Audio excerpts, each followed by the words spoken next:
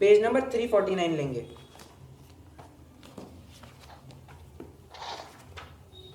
आपका mic mute कीजिए। तीसरा पैराग्राफ देखिए, बीच लाइन, उनका उत्तर अपनी बुद्धि अनुसार लिखा है। पूरा पढ़ते हैं। जो सम्यक तो संबंधी और अनुभव संबंधी प्रत्यक्ष अप्रत्यक्ष आदि के प्रश्न तुमने लिखे थे, उनका उत्तर अपनी बुद्धि अनुसार लिखा है। तुम भी जिनवाणी से तथा अपनी परिणति से मिलान कर लेना। ऐसा नहीं कि मैंने कहा है तो पत्थर की लकीर मानना ना, तुम्हें भी ये पूरा पूरा अवसर है, और अवसर है नहीं, ये तुम्हारी रिस्पॉन्सिबिलिटी है, ये तुम्हारी जिम्मेदारी है कि मैंने जो भी कहा है वो जिनवानी से बराबर मिल रहा है या नहीं मिल रहा है। एवं चेत एवं स्यात्, एवं न चेत एवं न स्यात्, बराबर से ऐसा ही है या ऐसा नहीं है, ये तुम्हें भी मिलान करना चाहिए। इतनी बात मैं कहता हूं, ठीक है। और एक जगह है,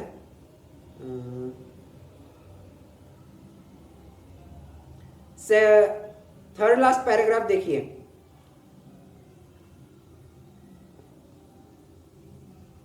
और मेरी तो इतनी बुद्धि है नहीं, हालांकि ये इतना विशेष प्रबल आधार नहीं है, परंतु मेरी बुद्धि इतनी है नहीं, जितनी भी बुद्धि है मैं उसके आधार पर लिख रहा हूं, तो ऐसा यहां पर बताया गया है, ठीक है।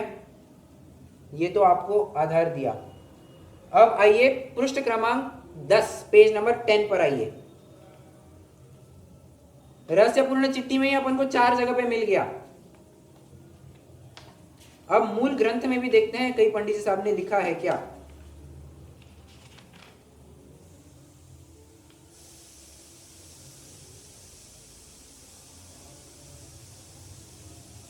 पहला पैराग्राफ है, उसमें थर्ड लास्ट लाइन देखेंगे। यहां मैं भी उन सत्यार्थ पदों को मेरी बुद्धि अनुसार गूंथकर ग्रंथ बनाता हूं। आगे बात, मेरी बुद्धि अनुसार, ओके, ये एक मिल गया। अब आइए पृष्ठ, पेज नंबर 10 पेज नंबर 10 पर जो फर्स्ट पैराग्राफ है, थर्ड लास्ट लाइन देखेंगे। यहां मैं भी उन सत्यार्थ पदों को मेरी बुद्धि अनुसार गूंथकर ग्रंथ बनाता हूं। ओके, ये एक आधार मिल गया। अब पेज नंबर 11 पर भी मैंने लिखा है, क्या लिखा है, हमारी बुद्धि अनुसार।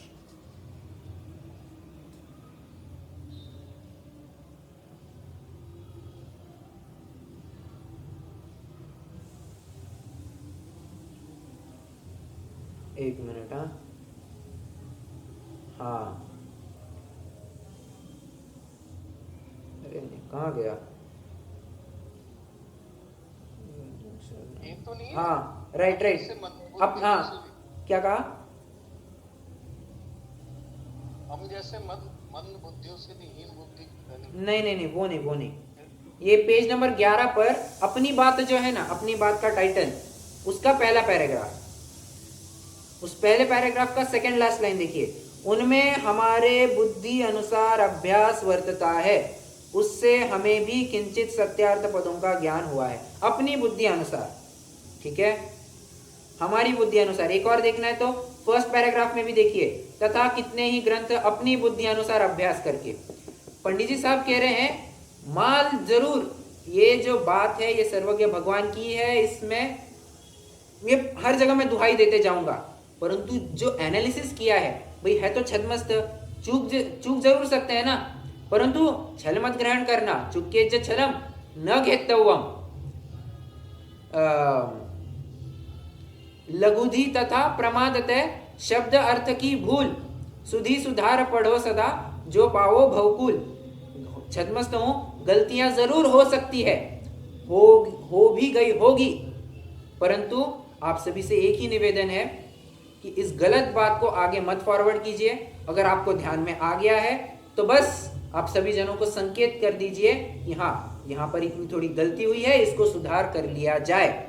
सुधार करके ही, सुधी सुधार पढ़ो सदा, सुधार करके ही पढ़ेंगे, ठीक है। एक लास्ट आधार देता हूं, हालांकि टोडरमल जी का नहीं है। लास्ट वाला कौन सा था आपने बताया नहीं इसमें? ये तो छेड़ाला का आधार है जी। नहीं, ये इसी में आपने बता रहे थे ना। ये पेज नंबर 11 पर जो एकदम टॉप पैराग्राफ है, उस टॉप पैराग्राफ में ही थर्ड लाइन, तथा कितने ही ग्रंथ अपनी बुद्धि अनुसार। हाँ हाँ correct, वही। ओके,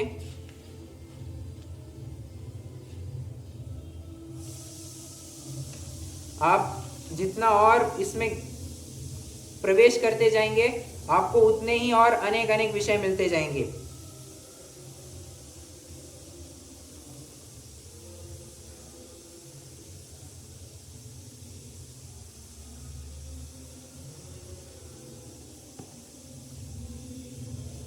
ठीक है, अब एक आधार देता हूं, हालांकि टोडरमल जी का नहीं है परंतु पंडित बनारसी दास जी का है, आपको इसी ग्रंथ में मिलेगा, पेज नंबर 355, 355।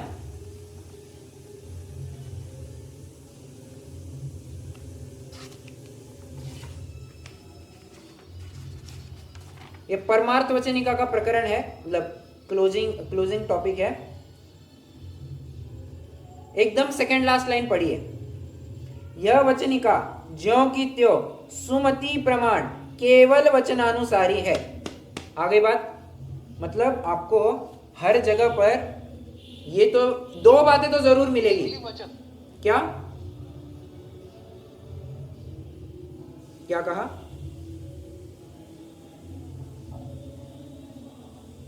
ओके, तो मैं तो ये कह रहा हूं कि आप कोई भी ग्रंथ उठाइए, कोई भी, आपको कहीं ना कहीं ये तो जरूर लिखा मिलेगा कि भाई ये जो मैं ग्रंथ लिख रहा हूं ये अपनी बुद्धि के अनुसार लिख रहा हूं, और ये जो बात कही जा रही है ये तो केवली भगवान की बात कही जा रही है। ठीक है, इससे दो फायदे होते हैं, दो नहीं अनेक फायदे होते हैं, परंतु क्या क्या फायदे होते हैं? ये दो डिस्क्लेमर देने से क्या फायदे होते हैं?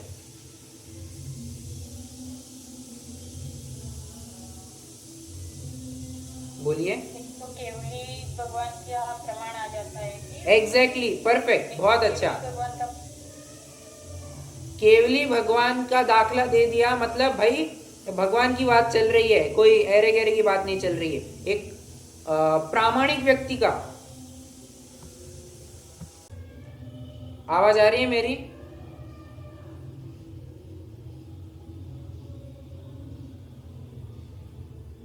आवाज आ रही है?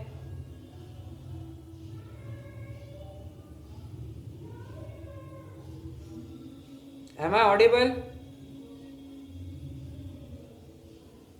हाँ जी। Yes, okay. What was I discussing?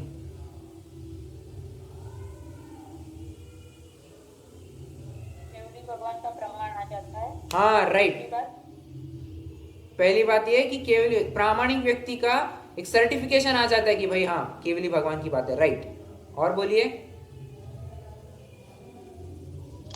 दूसरा अपना छद्मस्त हूँ मैं, बुद्धि से भूल भी कर सकते हैं। करेक्ट, बहुत बढ़िया भाई, मैं छद्मस्त हूँ। अरे छद्मस्त में तो गणधर भी आ जाते हैं। इसलिए जाते जाते एक और बात, आपको ये नियम पता होगा, अपने अनुसार कह रहा हूँ, मैं अपने अनुसार कह रहा हूँ, आदि मिला जाते जाते एक बात और, आपको ये नियम पता होगा कि जो तीर्थंकर का जीव होता है, रास्ते दिखाते हैं। क्या कहा?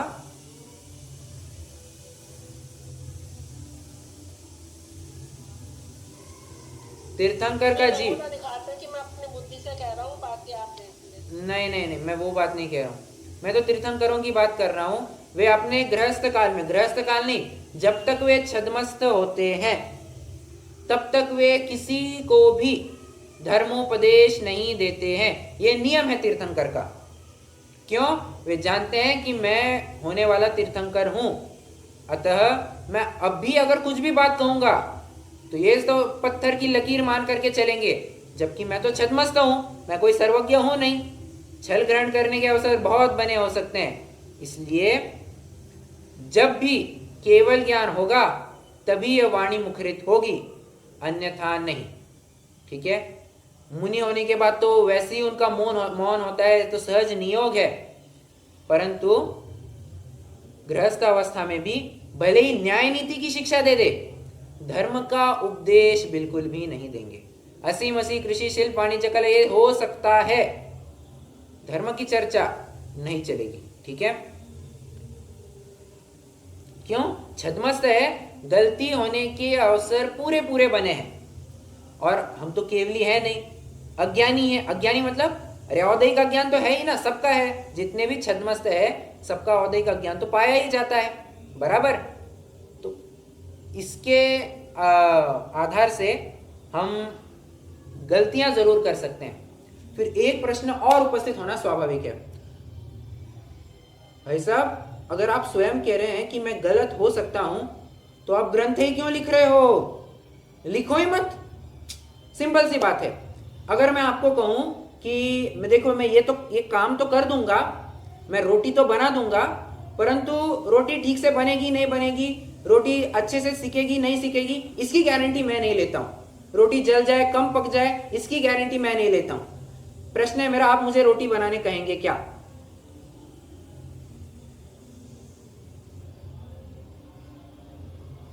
नहीं। क्यों नहीं कहेंगे? प्रयास है तो मैं अपनी बुद्धि अनुरूप कह रहा हूँ, मेरा इतनी बुद्धि प्रखर हुई है कि मैं नहीं, मैं वो बात पूछ नहीं, मैं उदाहरण के ऊपर अभी फिलहाल खेल रहा हूँ। प्रश्न है मेरा, आप मुझे रोटी बनाने क्यों नहीं कहेंगे? एक बार प्रयास करेंगे तभी तो दोबारा बनेगा ना। हाँ, एक बार प्रयास करेंगे, बनाने को कहेंगे, जब तो दोबारा अच्छी बनेगी। तुम शुरुआत में ही आकर के ऐसा कहोगे भाई मेरे से काम नहीं होगा, तो तेरे को कोई काम देगा ही नहीं, बराबर। उसी प्रकार अभी मैं कहने लग जाऊं कि गलतियां हो सकती है, तो ये ग्रंथ लिख ही क्यों रहे हो? अच्छा है मत ही लिखो। परंतु ये अगर ऐसा कदम उठाया जाए तो बहुत बड़ी हानि होगी। क्या हानि होगी? कि भैया जिनको हमारे लेवल का भी ज्ञान नहीं है ना, उनका क्या होगा? हमें तो उनको देख करके करुणा बुद्धि आती है। अतः उनको मद्देनजर रखते हुए हम इस ग्रंथ की रचना करते हैं। ओके, अब टोडरमल जी ने 2 लाइनें लिखी है कि यदि ग्रंथ चूकन के भय से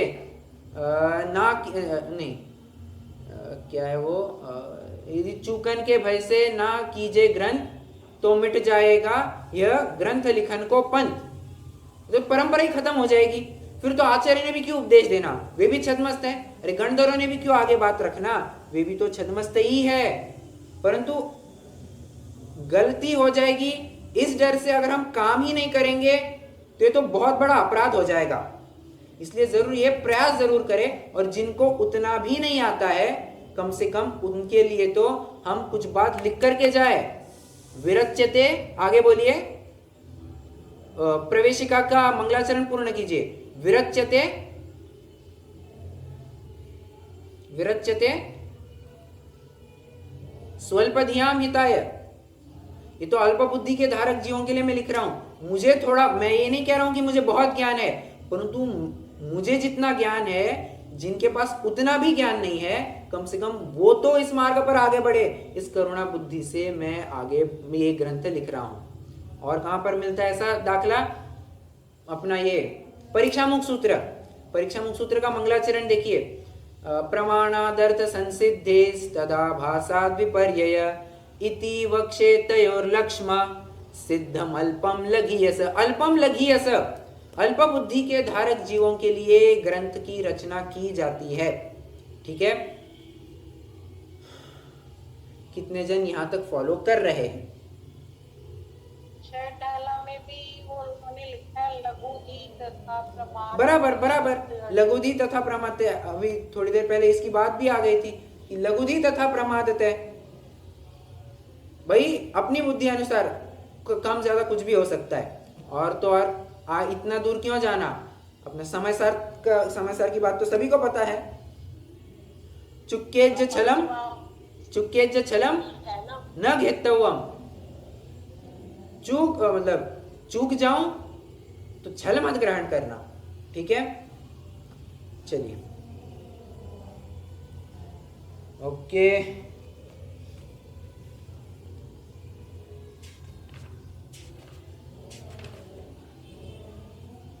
ओके,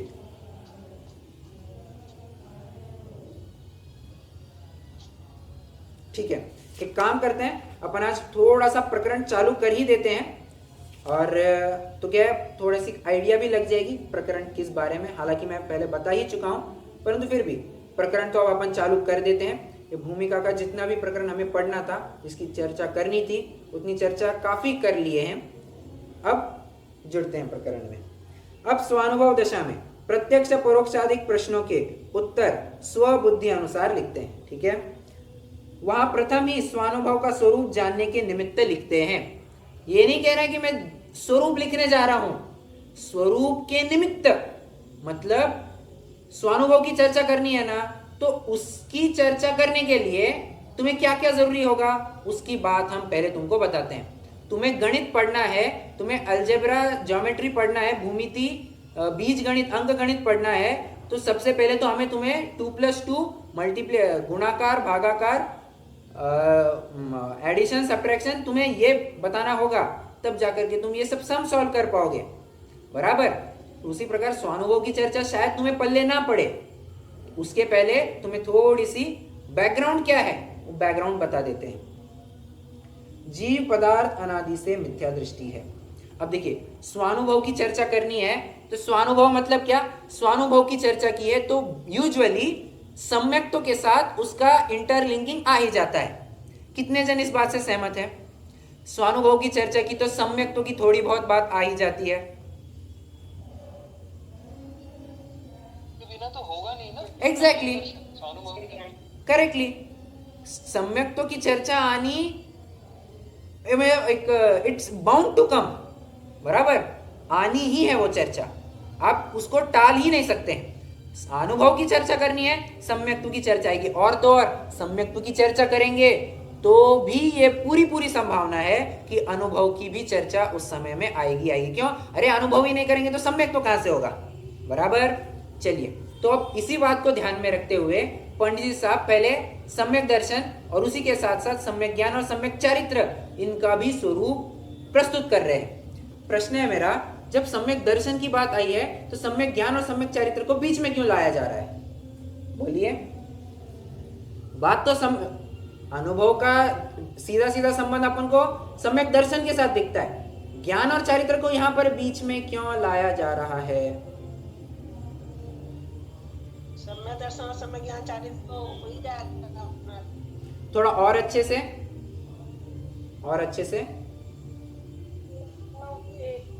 परफेक्ट। अरे आत्मानुभव कहिए, मोक्ष मार्ग कहिए, और जो कुछ भी शब्द से आप इसको संबोधना चाहे संबोधिए, परंतु ये मोक्ष मार्ग, ये स्वानुभव, ये तीनों की एकता पूर्वक ही तो होता है।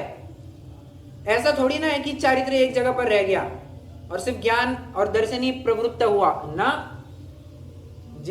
श्रद्धा का भी इन्वॉल्वमेंट है, ज्ञान का भी इन्वॉल्वमेंट है, और चारित्र का जितना उसके लेवल पर क्यों ना हो उसका भी इन्वॉल्वमेंट है ही है। ठीक है, ऐसा हम तीनों को आइसोलेशन में अलग अलग करके नहीं रख सकते हैं। जरूरी है इन तीनों को एकत्रित करके ही स्वानुभव की चर्चा की जाए। इसलिए स्टेप बाय स्टेप पहले सम्यक दर्शन की चर्चा, उसके बाद सम्यक ज्ञान की चर्चा, उसके बाद सम्यक चारित्र की चर्चा करेंगे। ठीक है, अब सम्यक्तों की चर्चा करते हैं। प्रकरण पढ़ने से पहले एक प्रश्न है मेरा आपसे। जब हमने जैन सिद्धांत प्रवेशिका की चर्चा की थी तब वहां पर शायद सम्यक्तो गुण की चर्चा या दर्शन मोह की चर्चा किसी तो एक प्रकरण में, अब मुझे एग्जैक्टली याद नहीं है, किसी तो एक प्रकरण में हमने सम्यक्तों के 4 लक्षणों की चर्चा की थी। कोई बिना देखे वो बताएगा? ये मैं प्रश्न इसलिए पूछ रहा हूं क्योंकि वो प्रकरण का डायरेक्ट रिलेशन वर्तमान के प्रकरण से है।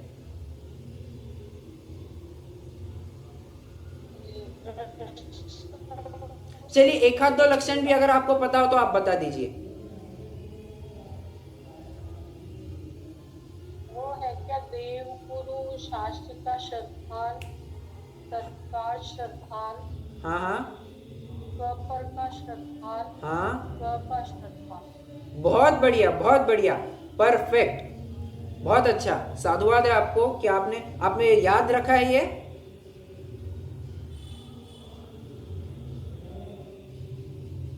आपको याद था, आपने पढ़ करके बताया? नहीं याद था मुझे। बहुत अच्छा, बहुत अच्छा, अच्छी बात है। 4 बातें कह रहे हैं। थोड़ा मैं और अच्छे शब्दों में कहना चाहूं तो मैं सबसे पहले स्टेप पर देवशास्त्र गुरु का श्रद्धान रखूंगा, दूसरे स्तर पर मैं 7 तत्वों का श्रद्धान रखूंगा, तीसरे स्तर पर मैं स्वपर का श्रद्धान कहिए या थोड़ा और अच्छे शब्दों में आपा पर का श्रद्धान कहिए, और चौथे स्तर पर मैं स्व का श्रद्धान कहिए या फिर आत्मा का अनुभव कहिए, आत्मा का चिंतन कहिए, इसकी बात रखता हूं मैं। ठीक है, तो 4 स्तर पर या फिर 4 लक्षण ये सम्यक्तों के बताए गए हैं। अपन को टैली करना है। आइए आइए, कहां पर है, एक मिनट, हाँ, पेज नंबर 327 ले लीजिए। मोक्ष मार्ग प्रकाशक पेज नंबर 327।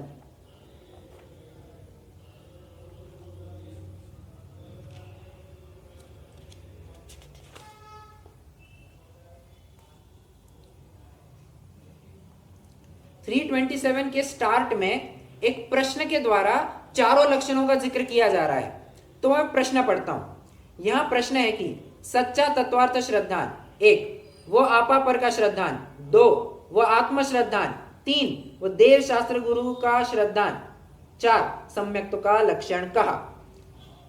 बात आ रही है ख्याल में? जो अपन ने प्रवेशिका में पढ़ा था वो लगभग बात ये टोडरमल जी के ग्रंथ में भी आ रही है। आपको मैं चाहे तो एक एक करके दिखा भी सकता हूं। कहां गया, पेज नंबर 325 पर आइए।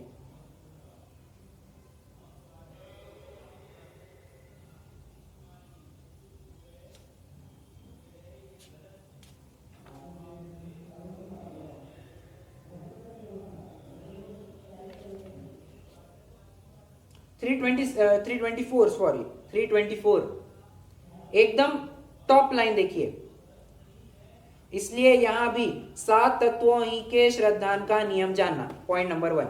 एक लक्षण बता दिया। अब दूसरा लक्षण देखते हैं। बीचों बीच अगर आप पढ़ पा रहे होंगे समाधान, वो जो निर्विशेषम ही सामान्यम है ना, उसके थोड़ा ऊपर ऐसा परस्पर अविनाभावी पना जानकर आपा पर के श्रद्धान को या आत्म श्रद्धान ही को सम्यक तो कहते हैं, पॉइंट नंबर 2। ओके, क्या आ गया? 7 तत्वों का श्रद्धान, आपा पर का श्रद्धान, आत्मा का श्रद्धान। और बोलिए अब 325 पेज पर आइए, सेकेंड लास्ट पैराग्राफ। अरहंतादिक के श्रद्धान को सम्यक तो कहा, कहीं अरहंतादिक के सम्यक को श्रद्धान को सम्यक तो कहा।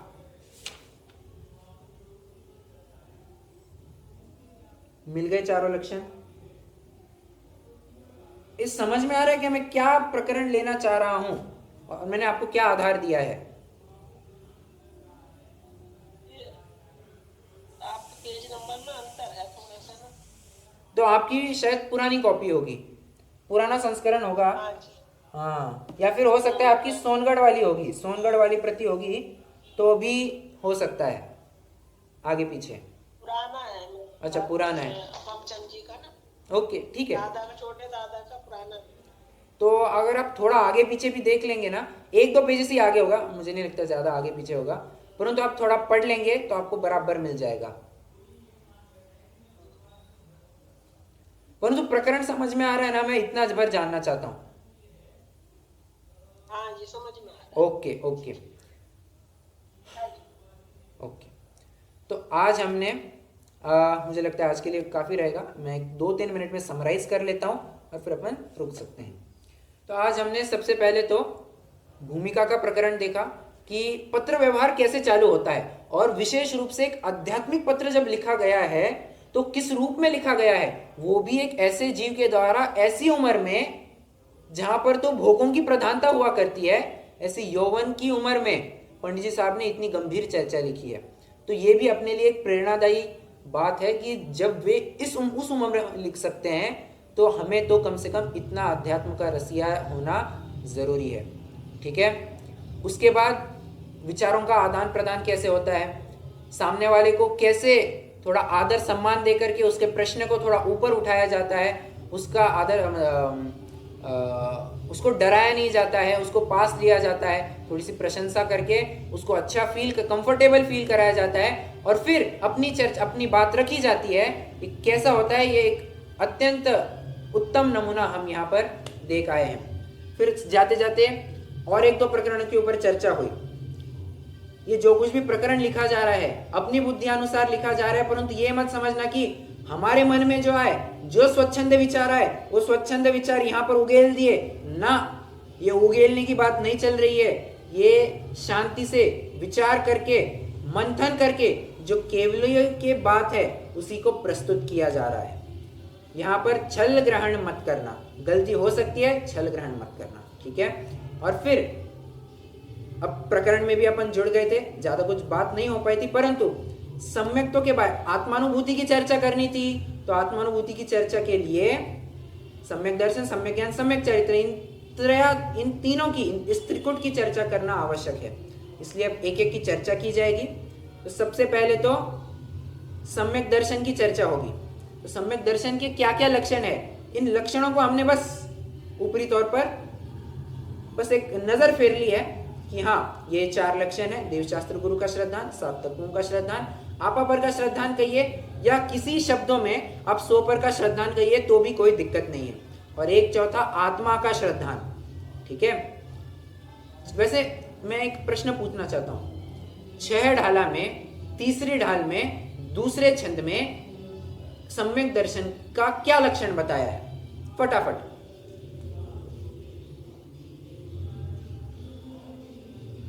कोई बोलेगा?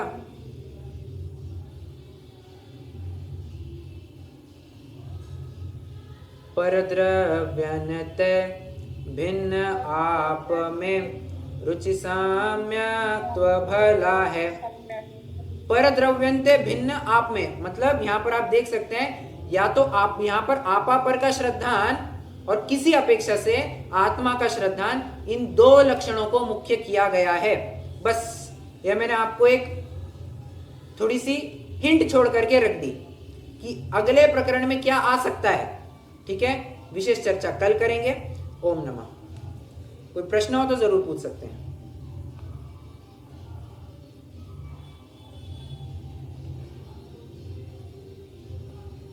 नहीं है, रुकते हैं।